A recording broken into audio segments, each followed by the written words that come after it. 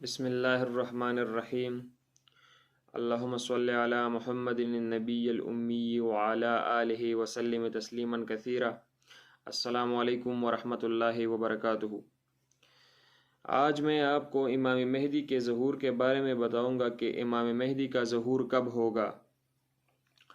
روایات میں جو ہمیں ملتا ہے امام مہدی کا ظہور تب ہوگا جب دریائے فرات جو ہے وہ خشک ہو جائے گا اور وہاں سے سونے کا پہاڑ ظاہر ہوگا، اور اس پہاڑ پر جو ہے 3 شہزادے لڑیں گے اور اس جنگ میں پھر بہت زیادہ خون ریزی ہوگی۔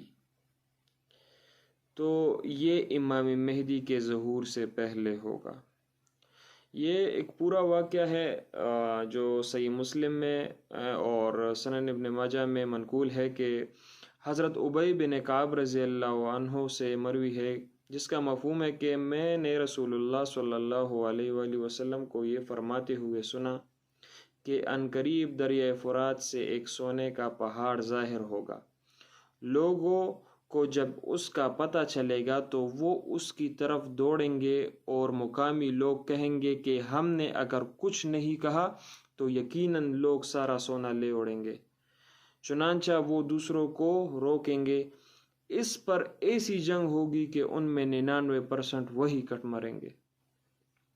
یہ ایک دوسرے کو اتنا ماریں گے کہ مثال کے طور پر اگر ایک جماعت میں 100 لوگ ہوں گے تو ان میں سے 99 لوگ مر جائیں گے، ایک باقی رہے گا۔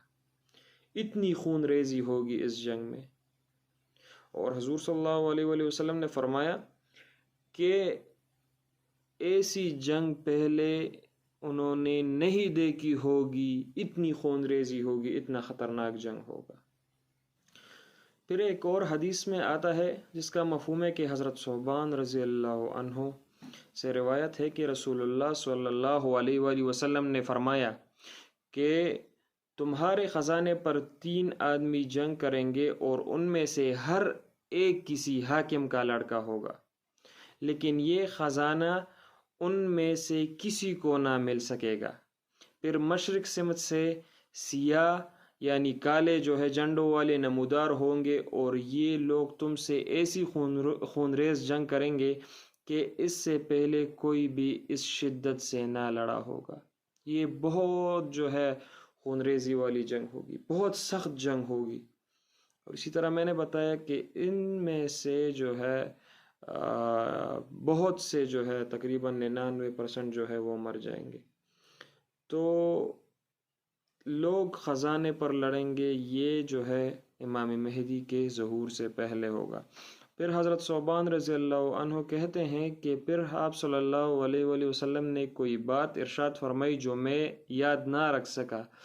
پھر آخر میں کہا کہ جب تم اسے دیکھو تو فوراً بیعت کر لینا، چاہے تمہیں برف پر گھسیٹ کر ہی کیوں نہ آنا پڑے، کیونکہ وہ یقیناً اللہ کے خلیفہ مہدی ہوں گے۔ یہ جو لشکر ہوگا نا، یہ امام مہدی کا لشکر ہوگا پھر، اور یہ جنگ جو ان سے کریں گے یہ امام مہدی کا لشکر کرے گا اس سے پھر۔ تو حضور صلی اللہ علیہ وآلہ وسلم نے فرمایا کہ ہر حالت میں ان سے جو ہے جا کے مل جاؤ، ان سے بیعت کر لو اور ان کے ساتھ شامل ہو جاؤ، کیونکہ یہی وہ لشکر ہے جو حق پہ ہوگا اور جسے اللہ فتح دے گا۔ اور جو ہے یہ واقعہ ظہور مہدی کے وقت رونما ہوگا، یعنی خزانے پر 3 عرب شہزادوں کی جنگ ہوگی۔ پھر کچھ لوگ مشرق سے آ کر اس بری طرح عربوں سے لڑیں گے کہ گزشتہ تاریخ میں اس کی مثال تک مشکل ہوگی، ملنا مشکل ہوگی۔ یہ واقعہ بلا شبہ عراق اور دریائے فرات سے متعلق ہے، کسی اور ملک کو جو ہے مراد لینے کی یہاں قطعاً جو ہے گنجائش نہیں ہے۔ یہ واقعہ یہ جو ہے عراق اور دریائے فرات میں ہی جو ہے پیش آئے گا۔ اسی لیے علماء کہتے ہیں کہ حضرت امام مہدی جو ہوں گے اس سے پہلے جو ہے یہ دوسری جو ہے روایات میں آتا ہے کہ تقریباً اس سے پہلے جو وہ جنگ جو ہوگی اس میں 99% جو ہے لوگ مر جائیں گے اور صرف 1% جو ہے وہ باقی رہیں گے.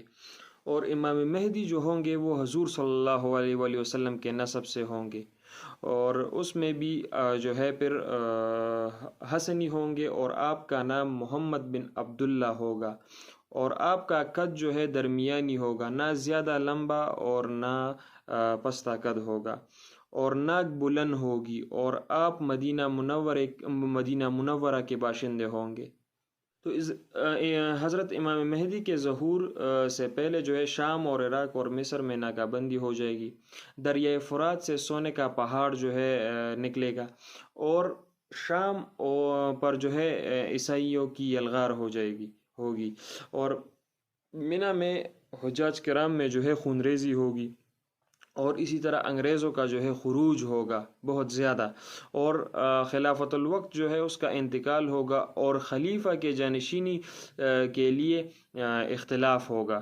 دریائے فرات کے پاس سونے کے پہاڑ کے پاس قتل و قتال ہوگا. تقریباً 99% لوگ جو ہے وہاں سونے کے لیے آئیں گے، مر جائیں گے، اور 3 شہزادے بھی آئیں گے اس سونے کے پہاڑ کے لیے، وہ بھی جنگ کریں گے، لیکن خزانہ ان میں سے کسی کو نہیں ملے گا. اور مشرق سے جو ہے سیاہ جھنڈوں والا لشکر آئے گا، اس وقت حضرت امام مہدی کا ظہور ہوگا. تو ان ساری باتوں سے ہمیں یہ پتہ چلتا ہے، یہ معلوم ہوتا ہے کہ حضرت امام مہدی جو ہے مدینہ منورہ کے باشندے ہوں گے، مطلب وہاں رہنے والے ہوں گے، اور مکہ مکرمہ میں ظہور فرمائیں گے. تو ہمیں روایات سے یہی بات ملتی ہے کہ امام مہدی کا ظہور ان باتوں کے بعد ہوگا، جب یہ پہاڑ نکلے گا، اور یہ جو ہے حجاج کرام اور یہ باتیں جب ہوں گی، ان سب باتوں کا جب ظہور ہوگا، تب ہی جو ہے امام مہدی کا ظہور ہوگا. تو جو ہے اللہ سے مانگا کرے کہ اللہ ہمیں جو ہے ان فتنوں سے بچا کے رکھے، کیونکہ وہ بہت سخت دور ہوگا، اور اس وقت جو ہے کچھ ہی سالوں بعد جو ہے پھر جو ہے دجال بھی آ جائے گا، پھر عیسیٰ علیہ الصلوۃ والسلام آئے گا. تو دجال سے تو حضور صلی اللہ علیہ وآلہ وسلم نے بھی پناہ مانگی ہے. تو انشاءاللہ اللہ سے زیادہ جو ہے ان فتنوں سے پناہ مانگے، اور صحیح وقت جو ہے وہ کسی کو پتہ نہیں کہ امام مہدی کا ظہور کس سال میں یا کس وقت یا کب ہوگا، لیکن یہ بات ہے کہ یہ نشانیاں جب پوری ہو جائیں گی تو امام مہدی کا ظہور ہو جائے گا. اور آج کل جو ہے ہم دریائے فرات ہم نے دیکھ بھی سکتے ہیں کہ وہ خشک، تقریباً 80% جو ہے وہ خشک ہو گیا ہے، تو 80 to 90%. تو یہ جو ہے اللہ سے مانگا کرے کہ اللہ ہمیں ان فتنوں سے بچائے، اور اللہ ہمیں ہدایت کی راہ پر جو ہے وہ گامزن کرے، کیونکہ کوئی جو ہے کسی کو پتہ نہیں. اکثر لوگ یہ دعا کرتے ہیں کہ میں جو ہے دجال کے وقت میں ہوں، میں عیسیٰ علیہ الصلوۃ والسلام کی فوج میں شامل ہو جاؤں. بولی آپ خود یہ سوچے کہ جو ہے رسول اللہ صلی اللہ علیہ وآلہ وسلم نے دجال کے فتنے سے پناہ مانگی، تو ہم کیا ہیں. تو انشاءاللہ ان باتوں کا خیال رکھیں، اور اللہ سے جو ہے فلسطین کے لیے اور مسلمانوں کے لیے، سب کے لیے جو ہے دعائیں کریں کہ اللہ جو ہے انہیں فتح یاب کرے، اور اللہ اپنی غیبی مدد و نصرت جو ہے ان کے ساتھ کرے. جزاک اللہ. السلام علیکم ورحمۃ اللہ وبرکاتہ.